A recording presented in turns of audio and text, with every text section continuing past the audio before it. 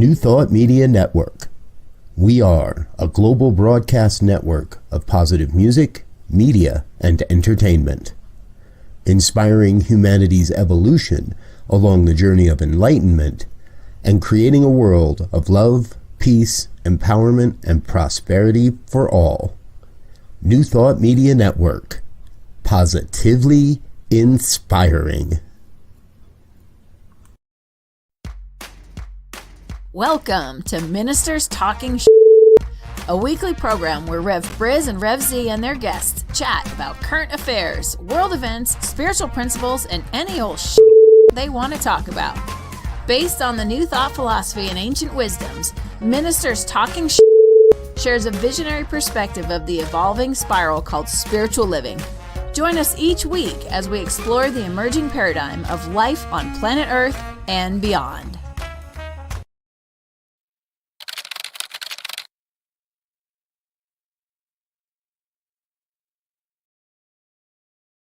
And hello again, dear ones. Rev BRZ with you over here. Rev Z right here. And we're a couple of ministers talking shit. This happens every Friday morning here at 7 a.m. on the New Thought Media Network. Thank you for being with us. We love that you're here. Good morning, Wayne. Good morning, Linda. Good to see you both. Always fun that you're here. Thank you. Anyone else that may be watching, please make sure you chat, comment, share, like, hit the buttons, whatever buttons make you feel good, and let your friends know what we're doing here today. So, morning, Z. How's the week been? So far, so good. There's weather has been definitely changing here in Colorado, going fallish, but it is fall. So, I mean, what do you expect? And so it was the other night. It was nice and cool, and I overslept, and that was a good thing, I think. There you go. Yes, I remember when I first got to Colorado, there would always be a September snowstorm here in the metro area. Now it wouldn't stick; it wouldn't last long. It was usually gone by the end of the day, but there was always a September snowstorm, and I think this is the second, maybe even the third year in a row, we're going to go without a September snowstorm in the Denver metro. So, fall is in the air and none too soon. Yeah. I think that, this weekend, the whole weekend, we're going to be in the mid 80s. Yeah, exactly. Folks, that's our top story today, by the way, the weather. Mother Nature is not having a good, well, maybe she's having a good week. All right, let's not genderize Mother Nature, but lots going on from last week.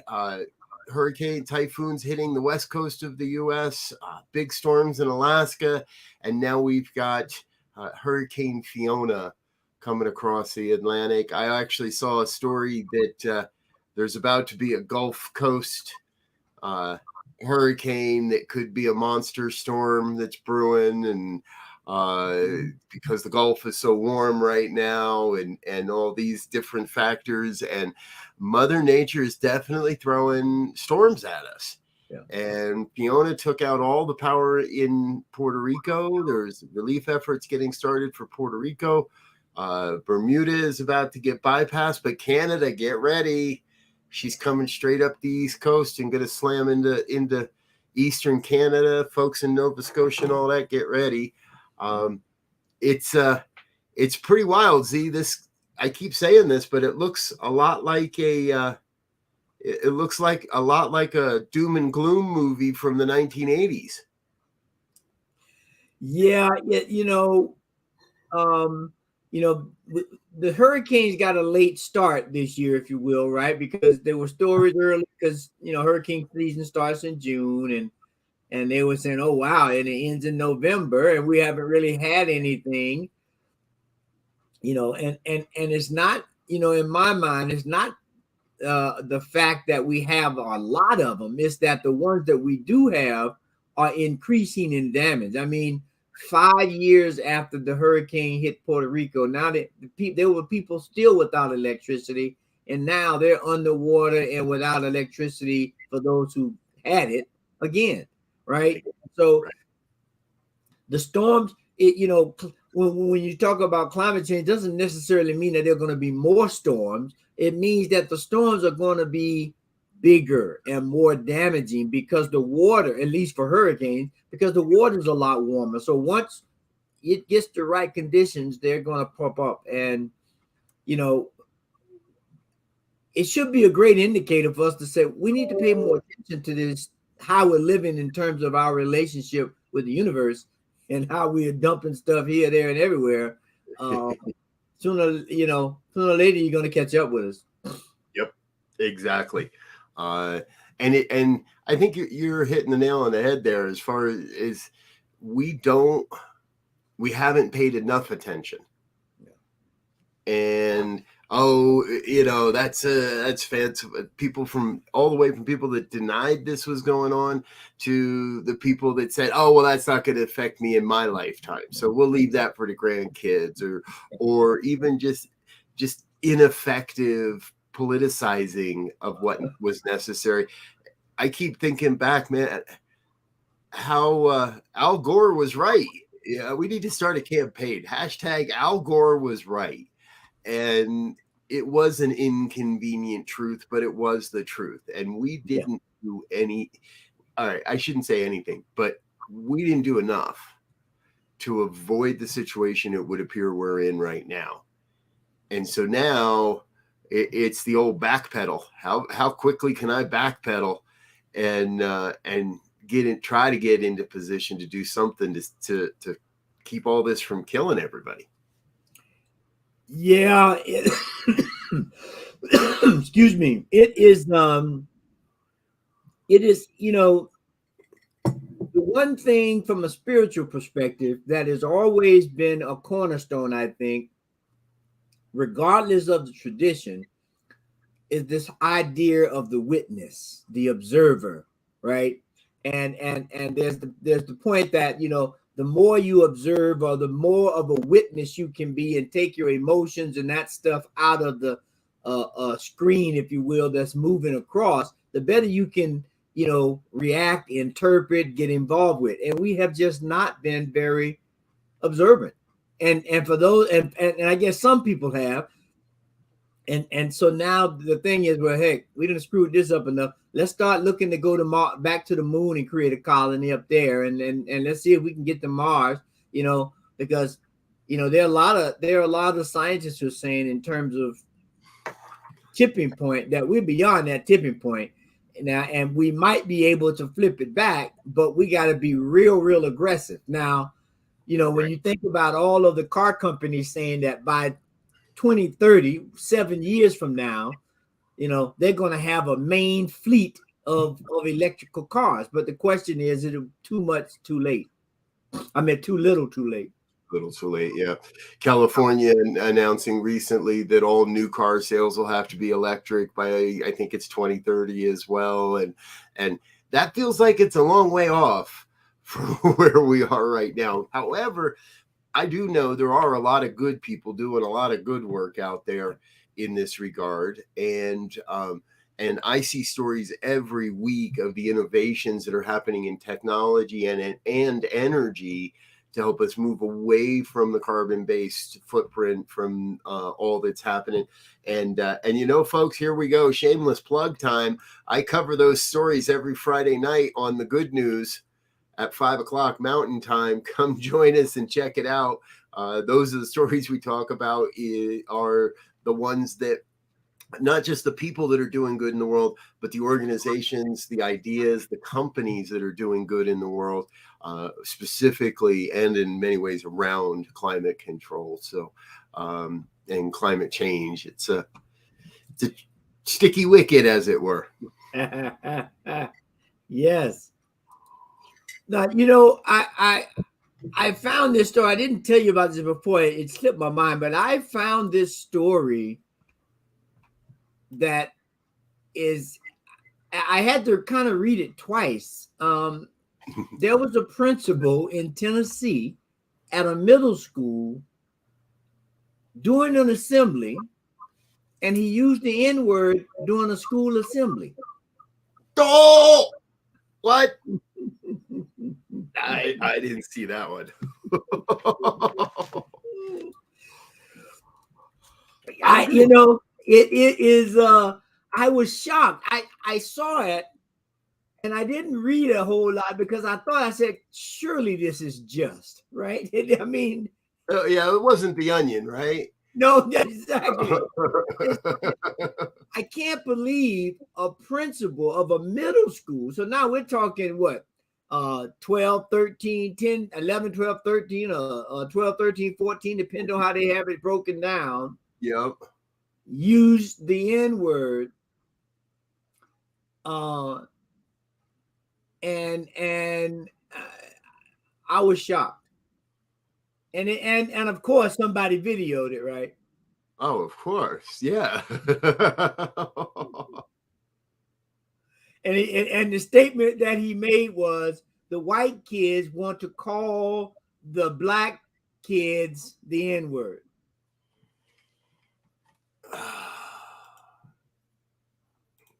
Tough.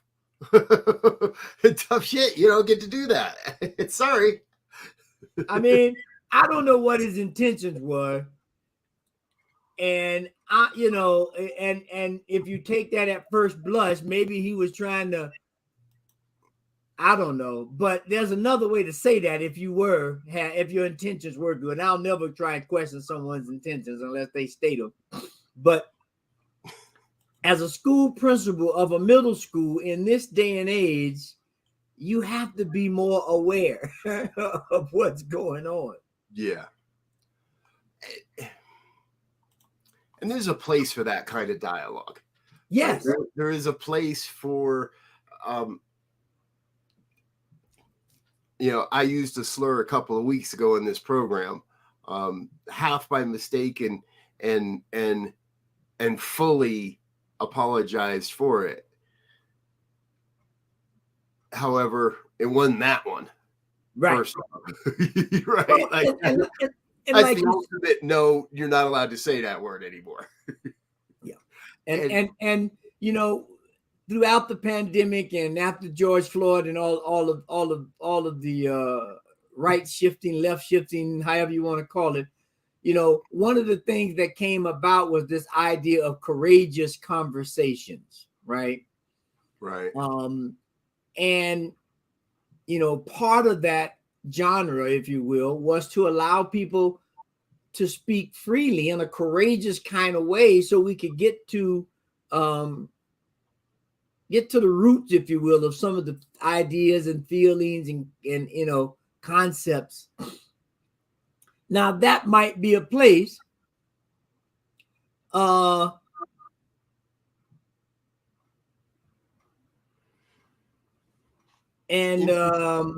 interestingly enough, though, as I scan this article here, his boss defended him.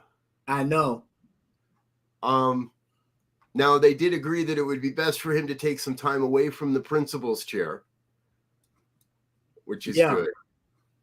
And this is one of those stories we could sit here and say, well, what's the racial makeup of the school? If it's predominantly black kids, that letting them know that he's not going to stand for this from the white kids, that might be different. If it's predominantly white kids and he's just trying to tell them you can't say this word, that isn't necessarily appropriate either. It's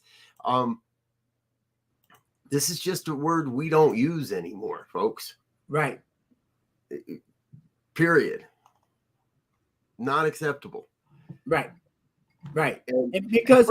And personally, I don't think black folks should use it either. I agree.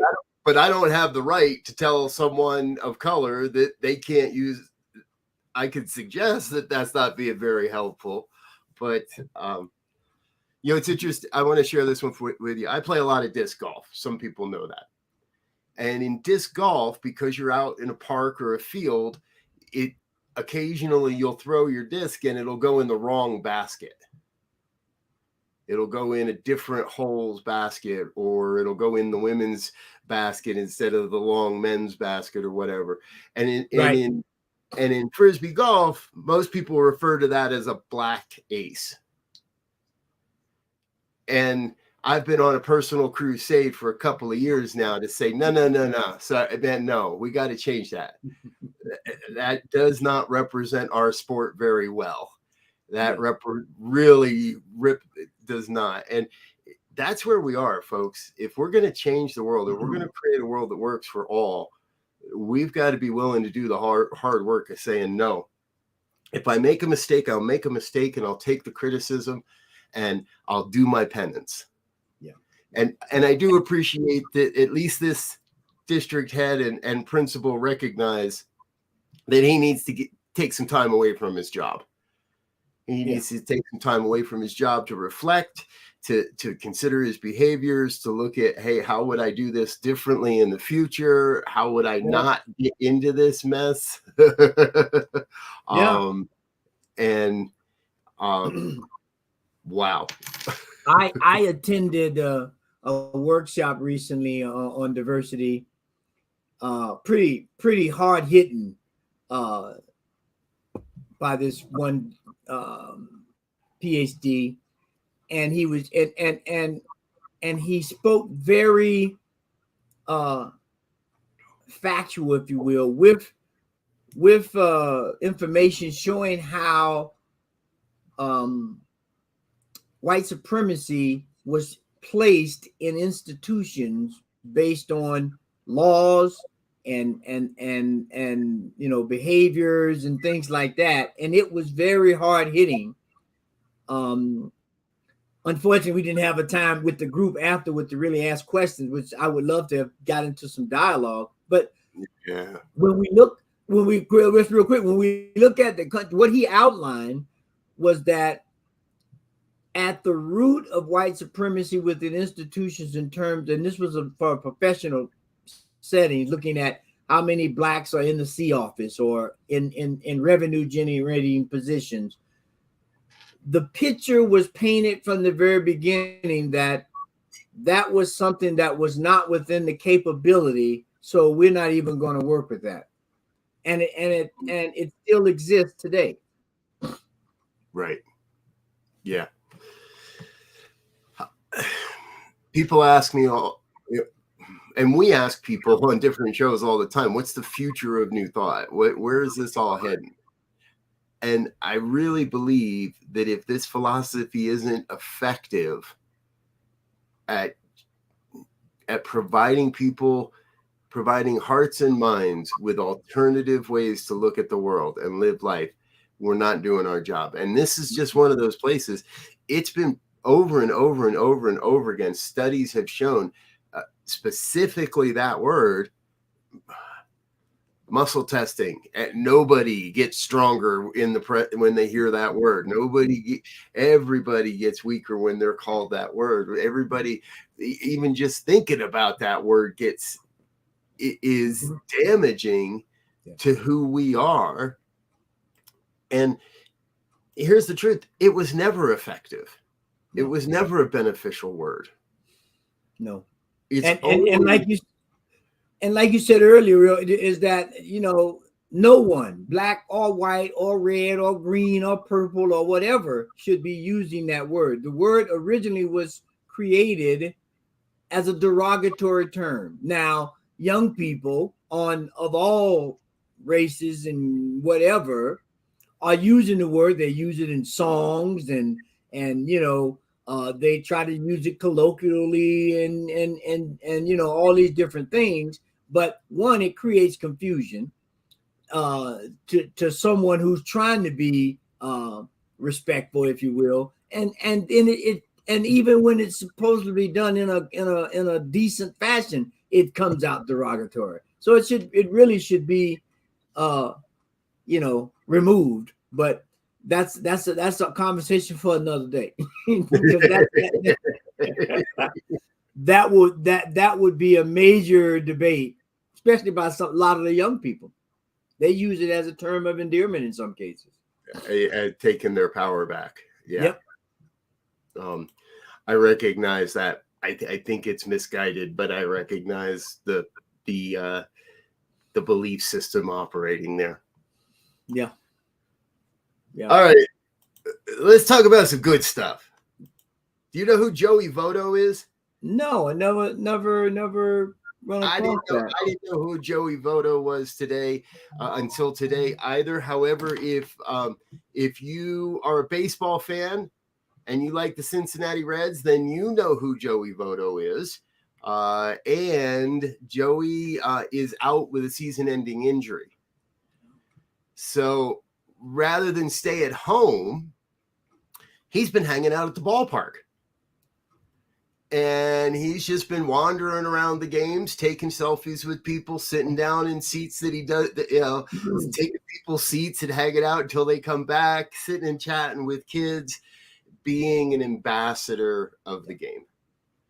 And I'm falling in love with this story. I might use it tonight on the good news simply because he's not that highfalutin elitist professional athlete.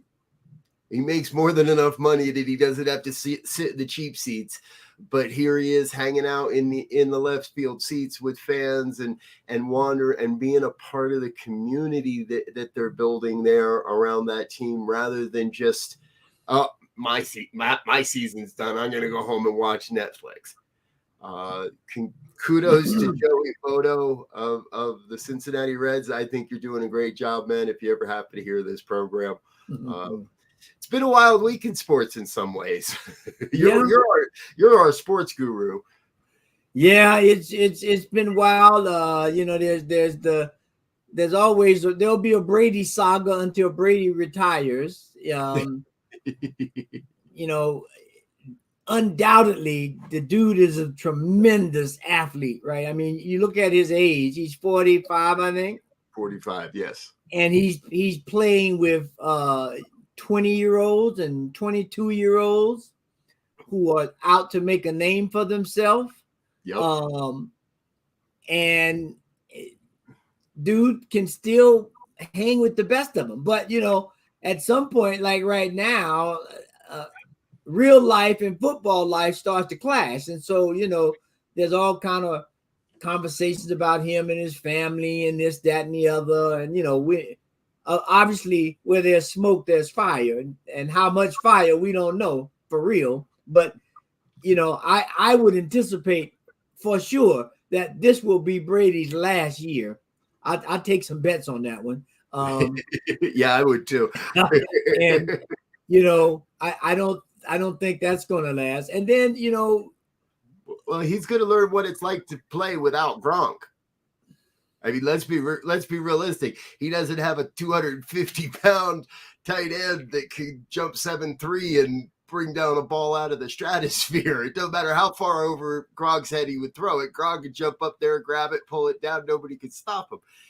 Now I just saw a news story this morning where they're trying to get Odell Beckham Jr. down to the Buccaneers. Okay. That would give him a weapon. And not that he doesn't have any now, but that would give him another, because part of his entourage, no matter where he was, passing the ball, he had lots of weapons, which always opens up the running game. So he was able to have his way. So it'll be a good. I think Green Bay rolls up into so it'll be the two old guys, Aaron Rodgers and Brady will face off. The should be the Senior Bowl. They should call it the Senior Bowl. Yeah, there we go. And Brady was just awarded an extra day off per week by the Buccaneers. They're giving him what they call a Veterans Rest Day each week. I got a feeling he didn't take that this week getting ready for Aaron Rodgers, though. No, I got a feeling he worked a full week getting ready for the Pack. Yes, because this is for bragging rights. See, it's going to be the old man bragging rights, or whoever wins. So that's going to be in it. But the thing is, the sports world now has been with all this money that the young kids are making now in college that should have been, people are complaining about it, but this problem could have been solved a long time ago if the universities weren't so greedy in capitalizing on these college football players, and now they have to pay them for their likeness and images, and they're able to sign deals which previously weren't able to do. And it brings the pendulum a little bit back to young people, a large majority of them coming from very humble beginnings, who put their whole body and life on the line and were making very little for that effort. Now, people say, "Oh, well, they got an education." An education doesn't cost, isn't a multi-billion-dollar industry. These college football, mostly in basketball, but football is the big boy. They make billions of dollars a year on ticket sales and naming rights for the stadiums and jerseys and whatever. Yeah. College, and I always looked at it from the perspective that hockey and baseball have farm teams. You might go play in college, but nobody's really paying huge amount of attention to college hockey. I bet you most of the state of Colorado has no idea that the Denver University's hockey team is one of the best in the nation consistently year after year after year. We don't know that. Basketball, football, college became the farm team. And these teams don't invest in development leagues and don't have the overhead that goes along with baseball, hockey. They have their arenas, they have teams, they have minor leagues, all these things that football and basketball don't have. They get college sports. So, yes, I think it's been very unfair to the college athletes. And we know, come on, how much of an education are you getting if you're on the road every other weekend and you're a college football player? You're not there to learn. No. You're there to work out. You're there to get strong. You're there to make the organization look good. I do believe it's far past time that college athletes are allowed to leverage their own likeness, their own signature, and other things to support themselves. Yeah. I mean, my grandson was a player at a D1 school. God bless, he graduated and got his degree, and good for him. Yeah. But when I used to talk to him about what was going on, I mean, it was more of a job. They were up, early in the morning, 6 o'clock. They're somewhere every day, right? Either in the weight room or in a pre-class, and then after that you go to weight room again or go see the therapist. Then you go to practice, and you may go see another therapist after that in terms of taking care of your body. And then you got your homework. I mean, it was a full-time grind. And you think about, he was able to get out with a degree, and now they're starting to they being the schools trying to make that a better option because it makes the school looks good, because they keep stats on what's the percentage of graduations of your football team or basketball team or whatever. And if they look bad, parents are going to have some input and say, look, football may or may not be your ticket, but an education will definitely give you a ticket to punch, right? May not be the same ticket, but you will have a ticket if you can graduate from a university. If you go to the engineering school, you got people, job placement help. They got people out there working on your behalf to help you get noticed and get a good job coming out of school. If you're in a football, basketball program, well, yeah, you might get some help, but it's a lot different job market. The upward mobility is just not there for all these kids to get a professional sports job. Yeah, a placement on a team. Yeah. I'm happy to see that we're reforming our quote amateur sports department and concept, the idea, the consciousness, the thought process that we hold around all of this. And one thing I just noticed how time has slipped away, and I want to tee up for next week the whole New York City Trump enterprise. the news is still unfolding. So I would like to have a good conversation on that once we get a little bit more information. But that's going to be a story that's going to be in the news for a couple of 3 weeks for sure. Yes, exactly. And you're on your own with that one next week. Folks, I won't be here next Friday. I'll be at Unity Village, part of the ANTN annual conference. And there's the final stuff is Friday morning. I'm not going to make this program. Z is going to be here, though, so be here for that. We're working on making sure he's got a special guest for that show. If you did tune in today to see Dr. Tim Stewart, we apologize. Had a little bit of technical difficulties there this morning. We're not able to have him on today's program, but we are going to work to get him back on here again real soon. We'll let you know for next week who's going to be here shooting the shit with Reverend Elzia. But yeah, I agree with you. This one is the one that looks like, okay, so let's be real. We don't have the political will in this country to really go after Trump for the crimes he committed while in office. We've never had. We didn't go after Nixon. We just, presidents commit crimes from my perspective. And Trump's were just so blatant and egregious that something's got to be done. So big kudos to the AG in New York State. And I really appreciate the fact that she named Ivanka and Eric and Don Jr. and named them all and said, look, this isn't just one guy leading a mafia style family. Yeah.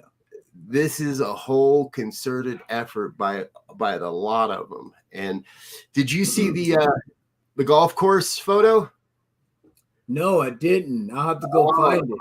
There's a photo, a recent photo of Trump and a whole bunch of his folks all out on a golf course.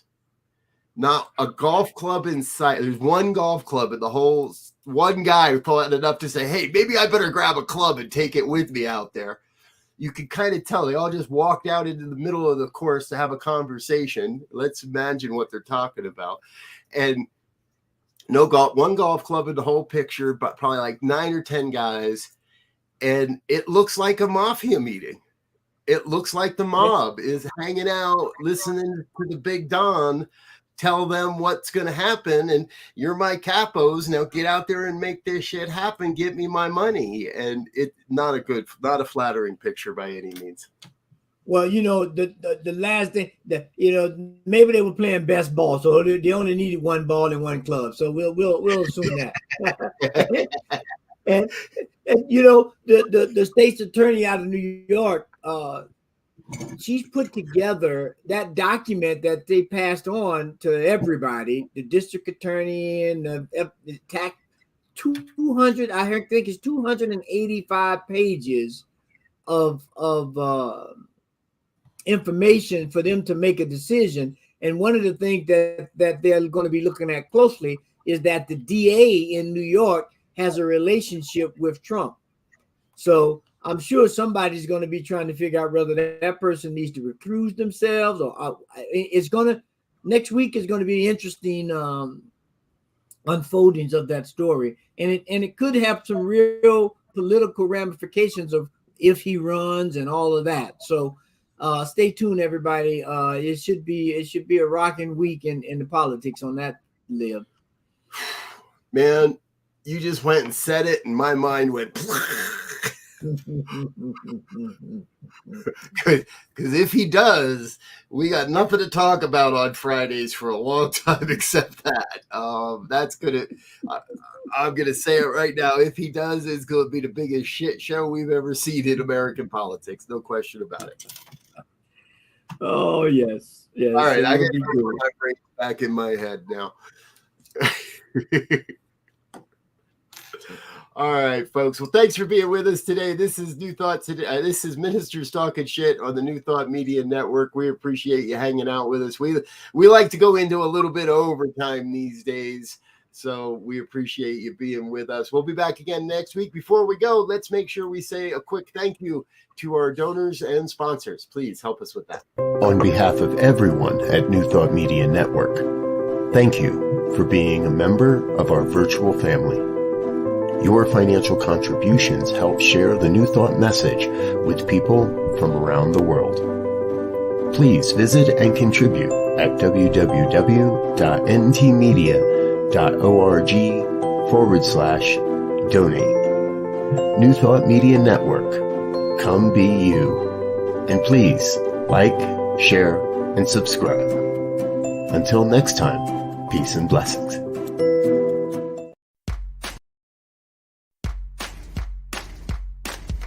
And thanks for listening to this week's episode of Ministers Talking.